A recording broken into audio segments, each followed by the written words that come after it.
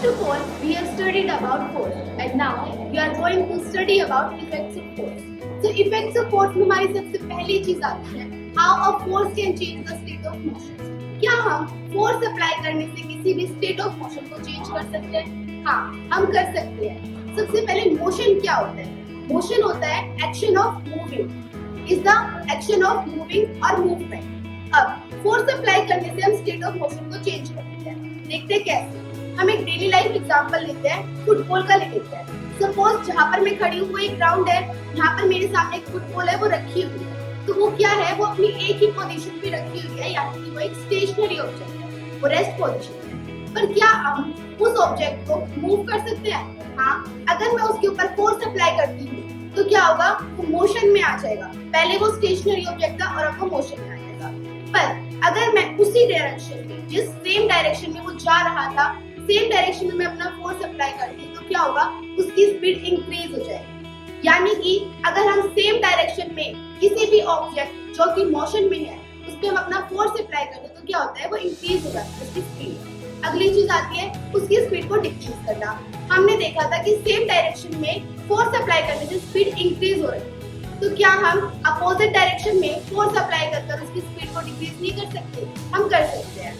अगर वो ball forward direction में जा रही है और हम उसको अपोजिट डायरेक्शन से बैकवर्ड डायरेक्शन में फोर्स अप्लाई कर भेजते हैं तो क्या होता है, उसकी स्पीड डिक्रीज हो जाती है। और कुछ टाइम बाद सडनली हम देखेंगे कि वो जो ऑब्जेक्ट है ना, उस स्टेशनरी ऑब्जेक्ट बन जाएगा फिर से। यानी कि हमने क्या चीजें सीखी, किसी भी स्टेशनरी ऑब्जेक्ट को मूव करना, उसकी स्पीड को इंक्रीज करना, डिक्रीज करना। अगली चीज आती है डायरेक्शन चेंज करना। अगर वो फॉरवर्ड डायरेक्शन में जा रही है और कोई आके उसको साइड से किक करता है, साइड से फोर्स अप्लाई करता है, तो क्या होता है, वो फॉरवर्ड नहीं जाएगी, स्लांट डायरेक्शन में जाना स्टार्ट कर देगी, टेढ़ा जाना स्टार्ट करेगी। क्यों? क्योंकि उसके ऊपर फोर्स पहले फॉरवर्ड डायरेक्शन में हो रहा था और अलग डायरेक्शन से हो रहा है। अगर अलग डायरेक्शन से करेंगे ना तो वो साइड से जाएगी, उसका डायरेक्शन चेंज हो जाएगा। अगली चीज आती है how a force can change the shape of object. अगर फोर्स अप्लाई करने से हम किसी भी ऑब्जेक्ट के स्टेट ऑफ मोशन को चेंज कर सकते हैं तो हम उसकी शेप को भी चेंज कर सकते हैं। अब वो कैसे? शेप जो होगी वो टू टाइप चेंज होगी, पहली टेम्परेरी और दूसरी परमानेंट। टेम्परेरी का एग्जांपल हम ले सकते हैं रबर बैंड। अगर हम रबर बैंड को स्ट्रेच करते हैं, खींचते हैं, तो क्या होता है, उसकी शेप चेंज हो जाती है। पर कुछ टाइम बाद अगर हम उसको छोड़ देते हैं तो अपनी ओरिजिनल पोजीशन में आ जाती है। अब एक और एग्जांपल पिलो को ले सकते हैं। उसको अगर हम कंप्रेस करते हैं तो उसकी शेप चेंज हो जाती है।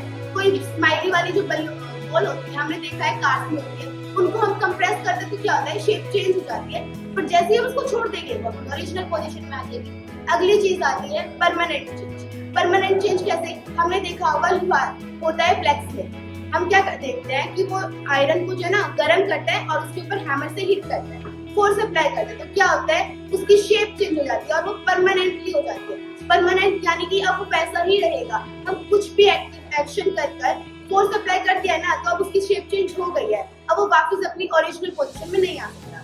ये होता है हमारा permanent change. This is all from my side. Thank you.